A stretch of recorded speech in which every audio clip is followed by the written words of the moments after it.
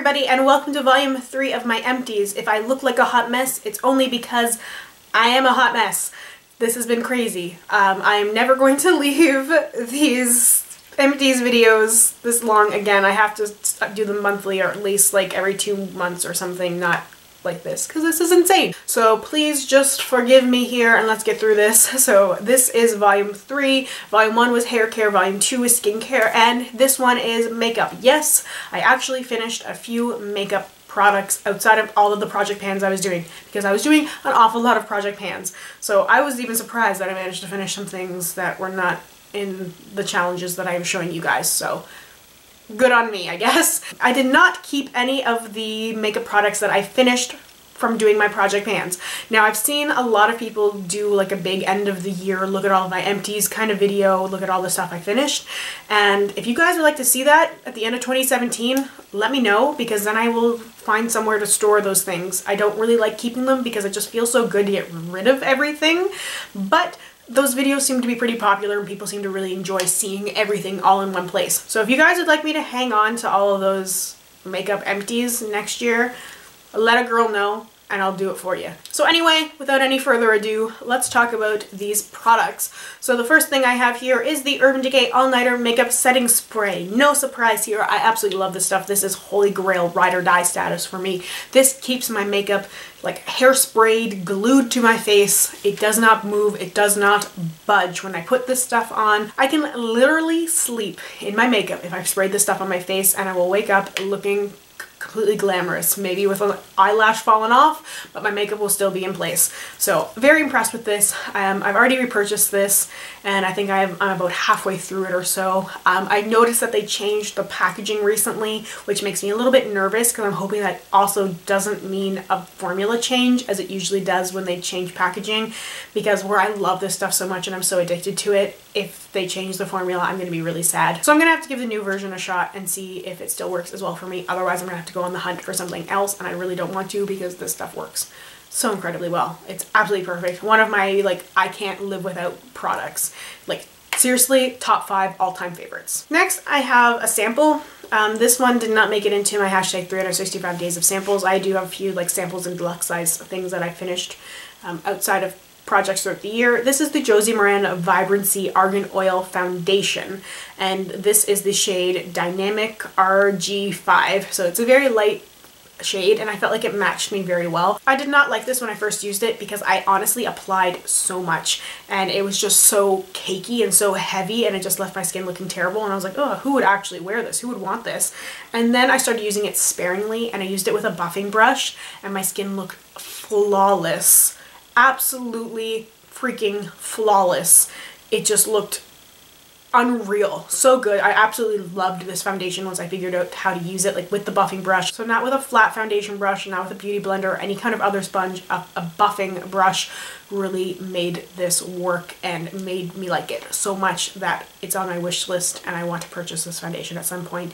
But I have like 30 foundations, so will not be purchasing this anytime soon, but I did really, really like this stuff. So I have a few more sprays I'll mention pretty quickly. This is the Makeup Forever Mist and Fix. So it's a makeup setting spray. This is a travel version of it.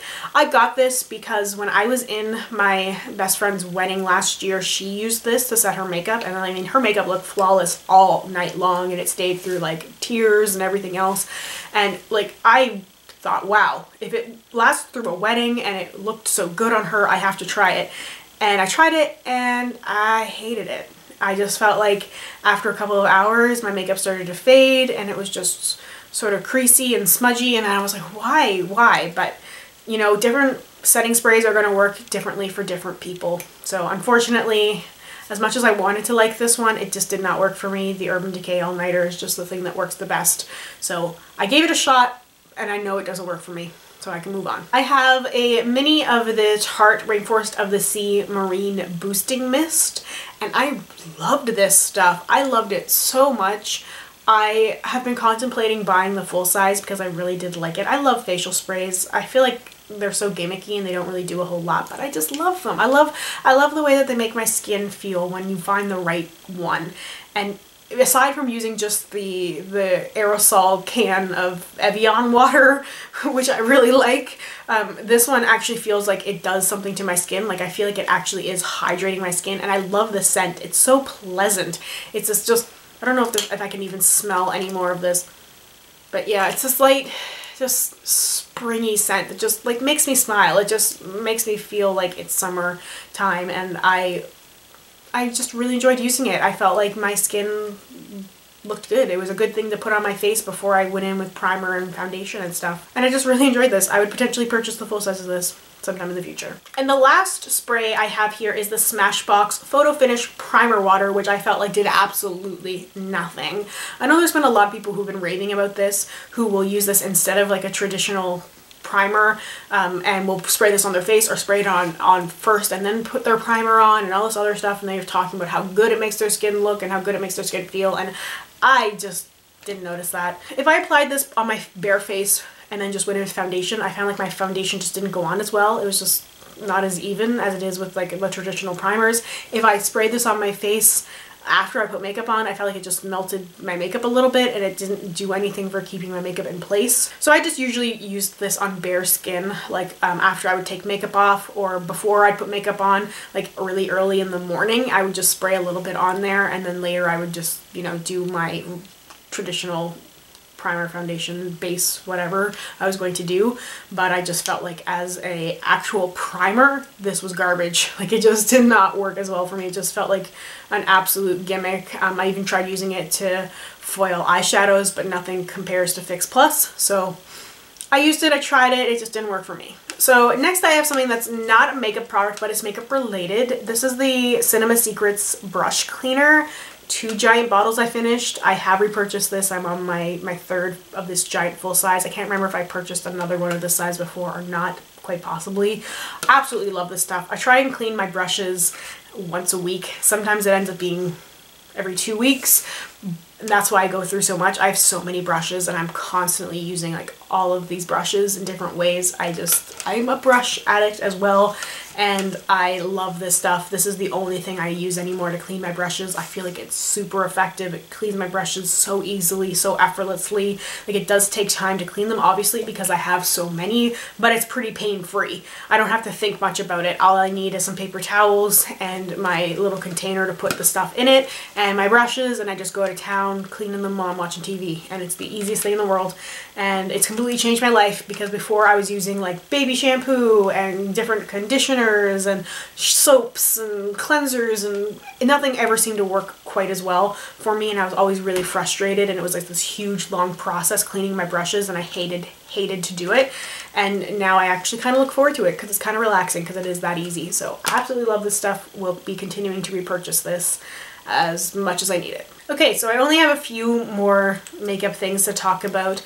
So very early in 2016, I started a project Use It Up because I wanted to work through a lot of my non-makeup products, but that project was just not popular. I think like 3 people were watching it, and nobody ended up reminding me to update, and then I just kept forgetting, and then I just totally abandoned ship. I didn't even do a finale or anything like that. I was just like, people aren't interested, so I'm not interested. I think that's why a lot of people will do project pans and include a lot of non-makeup items, because if you start calling it something else, people don't watch, people don't care, because it's like, it's not as interesting watching people finish up like shampoo and cleansers than it is watching people finish up makeup. And I don't have any problem sticking a few non-makeup products into project pans, and I'm totally going to be doing that over 2017 because I want to finish up some of that stuff as well. And I feel like it all counts.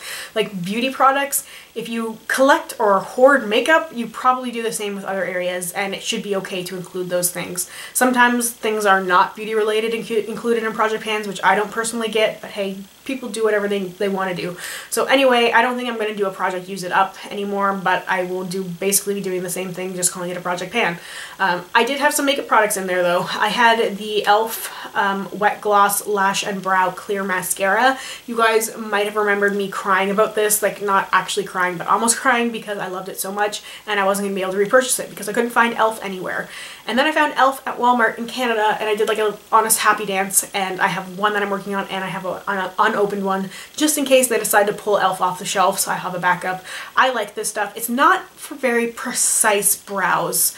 Like if I want to do a really like sculpted Instagram brow, which takes me like 2 hours to do it, not gonna lie, my brows suck. This does not work for that. It just does not keep the brows in place. But I've been embracing sort of a more messy, fluffier, feathery kind of brow without trying to be so precise, so this stuff works really well for it.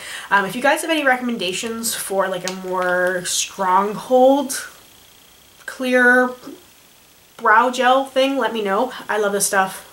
I really do. Also in the project Use It Up was some mascaras. I can't remember if I talked about these already, but just in case, I'm going to mention them again. The Josie and Maran Argan Black Oil Mascara, the Benefit Roller Lash, and the MAC False Lashes Extreme Black. Roller Lash, absolutely obsessed with this. I purchased the full size of the Roller Lash in the brown when they released that one because I don't have a brown mascara, so that's how I justified it, because I absolutely love the formula and I love the packaging.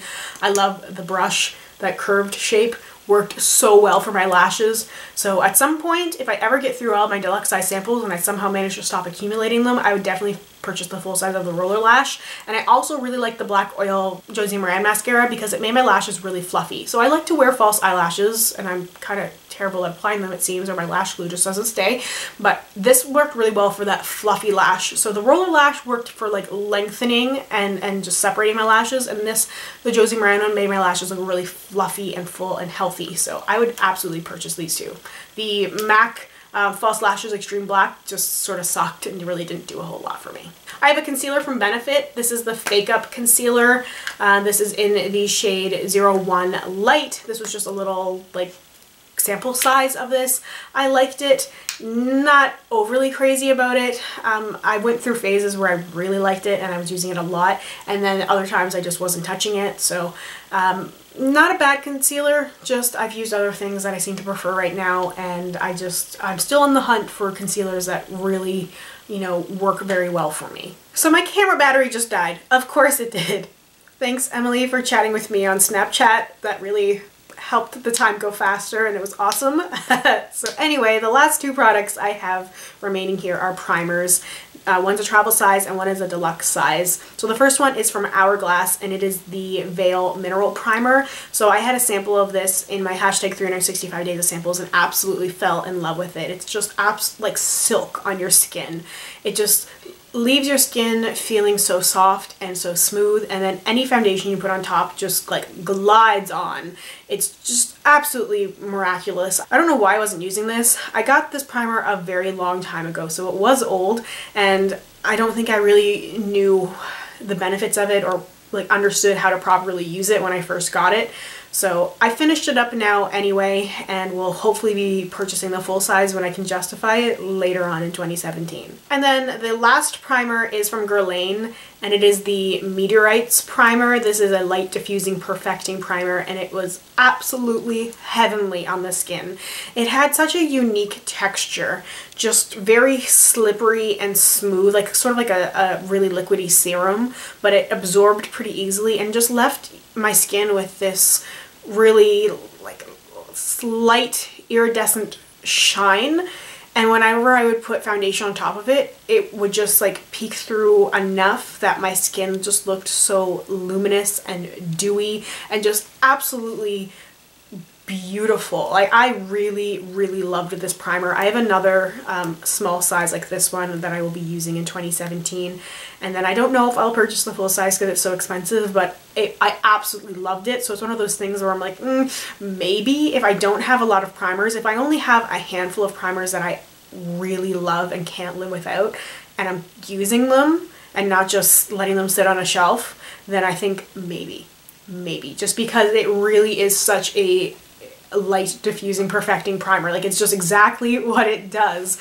It just leaves your skin looking a little bit blurred and just flawless. So really crazy about this primer. So anyway, that is everything for volume 3 of my empties. Thank you guys so much for watching. Let me know if you have any questions, comments, concerns. If you have any constructive criticism, that is always, always welcome. If you can give me any suggestions on how I can improve my content, improve my channel, anything I can possibly do, if you have any suggestions, I welcome them with open arms. Thank you so, so much for all of the help you've given me over the last few months and last few years. Really appreciate it. Thank you so much, and I hope I will see you in my next videos. Bye.